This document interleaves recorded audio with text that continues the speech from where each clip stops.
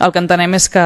més que cedir aquests diners a la piscina perquè faci una sèrie d'accions, pensem que seria més correcte des dels propis serveis socials de l'Ajuntament, amb el criteri dels nostres tècnics, doncs no deixar d'ingressar aquests diners per fer nosaltres la política d'acció social que en aquell moment creiem que sigui més convenient. Si té a veure amb rebaixar les tarifes perquè siguin més assequibles, que ara mateix per molts premianencs no ho són, si són per fer algun tipus de tarificació social o per altres tipus d'actuacions, doncs que en tot cas fossin els nostres tècnics els que apliquessin aquesta política des de l'Ajuntament i no fos pas l'empresa la que tingués la responsabilitat i per tant l'última paraula a l'hora d'executar aquest tipus de polítiques. Per tant, entenem que d'alguna manera aprovant això seria com subordinar una mica aquest disseny de l'acció social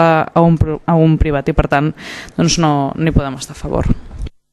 Que no perdem de vista que és un servei bastant car. La piscina no vindria a ser el servei més barat a nivell de premiar. Hi ha molta gent que, no sé, en el nostre entorn, no sé si en el vostre entorn no té ningú problemes per poder-se permetre el fet d'estar a la piscina, però a nosaltres sí que ens arriba molta inquietud en aquest sentit. Llavors entenem que hi ha un volum important d'ingressos que s'emporta aquest servei. Creiem que no feia falta bonificar-los més això, perquè més tampoc és que els estiguem bonificant una gran suma, no hi ha una gran diferència entre